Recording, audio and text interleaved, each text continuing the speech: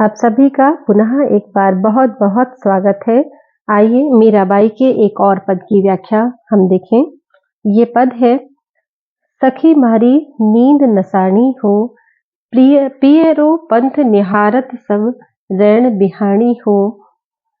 सखियन सब मिल सीख दयामण, एक न मारणी हो। बिन देखा कल न पड़ा, मन रोसणा थानी हो। अंग खीण व्याकुल भया, मुख पिय पिय बाणी हो। अंतर वेदन विरहरी मारी, पीड़ न जानी हो।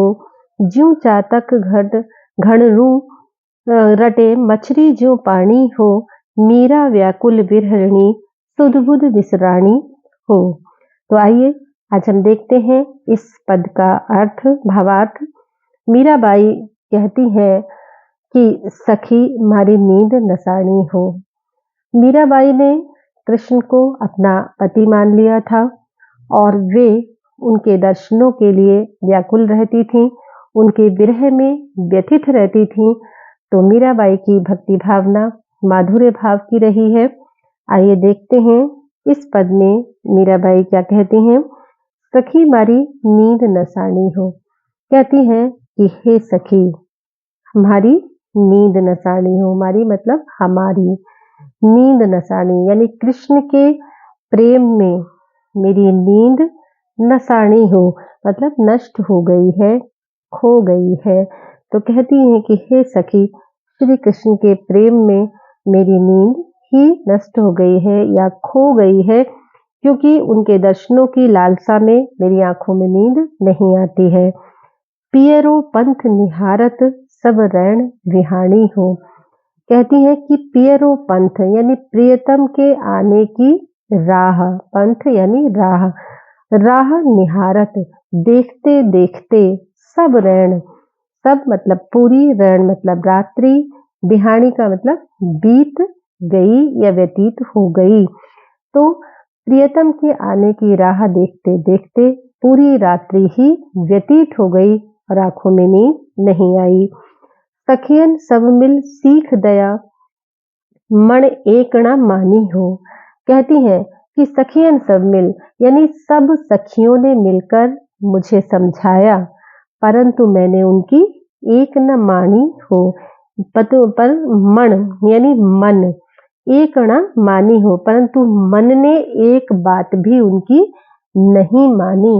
यानी मेरी व्याकुलता को देख करके, मेरी विरह वेदना को देख करके सखियों ने मिलकर मुझे बहुत समझाया, लेकिन उनकी एक बात भी मेरे मन ने नहीं मानी और मैं कृष्ण से प्रेम कर बैठी और उनके विरह में व्याकुल हूँ।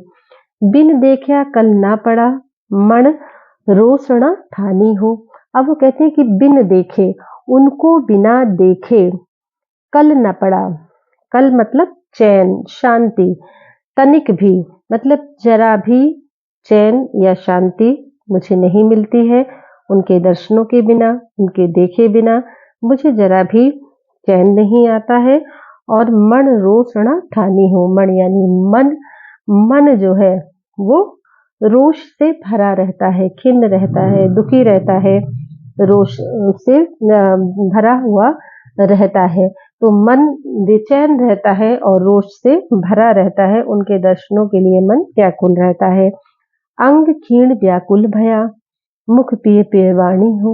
और कहती हैं कि प्रिय के विरह में अंग क्षीण, क्षीण का मतलब क्षीण हो जाना, दुर्बल हो जाना।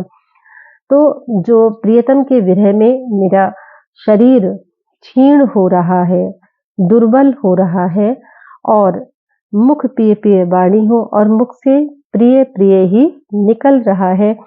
कृष्ण के नाम की रट ही जिह्वा लगाए हुए है और शरीर उनके विरह में दुर्बल होता जा रहा है। अंतर वेदन विरहरी, मारी पीड़ा जानी हो। कहती हैं कि अंतर वेदन, मेरे हृदय की पीड़ा को, मेरे अंदर की वेदना को कोई भी नहीं जानता है। मेरे हृदय की पीड़ा को, विरह की वेदना को, उसकी तीक्ष्णता को कोई भी नहीं जानता है। ज्यों चातक घड़कू रटे, मछली ज्यों पानी हो। वो कहती हैं कि मैं अपने प्रिय के लिए उसी प्रकार व्याकुल रहती हूँ, उसी प्रकार तरसती रहती हूँ, जिस प्रकार चातक पक्षी बादलों की ओर देखता रहता है, बादलों को पुकारता रहता है, और मछली जो पानी हो, और मछली जिस प्रकार बिना पानी के नहीं रह पाती है और पानी से अलग होते ही वो अपने प्राण त्याग देती है, तो उसी प्रकार कृष्ण के विरह में भी मेरी भी चातक की तरह और मछली की तरह ही मेरी भी दशा हो रही है। मीरा व्याकुल विरहणी सुध-बुध विसराणी हो। कहती है मीराबाई कि मैं भी चातक की तरह, मछली की तरह अपने प्रियतम के लिए व्याकुल हो रही हूँ और सुध-बुध विसराणी हूँ, और अपनी सुध-बुध सब भुला बैठी हूँ। मैं भी अपने प्रियतम के विरह में चातक और मछली की तरह तड़प रही हूँ, व्याकुल हो रही हूँ, और यहाँ तक कि मैंने अपनी सुध-बुध भी बिसरा दी है, मुझे अपना भी ध्यान नहीं है। और कहती हैं कि व्याकुल विरहिणी, कि श्री कृष्ण के प्रेम में मैं एक व्याकुल विरहिणी की तरह से तड़प रही हूँ, वेदना से परेशान हो रही हूँ। तो कृष्ण के प्रति मीराबाई का अनन्य प्रेम इसमें व्यक्त हुआ है, माधुर्य भाव की भक्ति है। मीराबाई कृष्ण को अपना पति मानती थी, इस बात की भी अभिव्यक्ति की है उन्होंने। अलंकारों का सहज प्रयोग हुआ है, उपमा अलंकार हम देख सकते हैं इसमें, अनुप्रास भी देख सकते हैं। भाषा राजस्थानी है, जिस पर ब्रजभाषा का प्रभाव है। छंद गेय पद है। अगर आपको ये हमारा वीडियो आपकी पढ़ाई में थोड़ा भी सहायक होता है, तो आप हमें कमेंट करके ज़रूर बताइए, और अपने साथियों के साथ भी इसको शेयर कीजिए। आप सभी का बहुत बहुत धन्यवाद।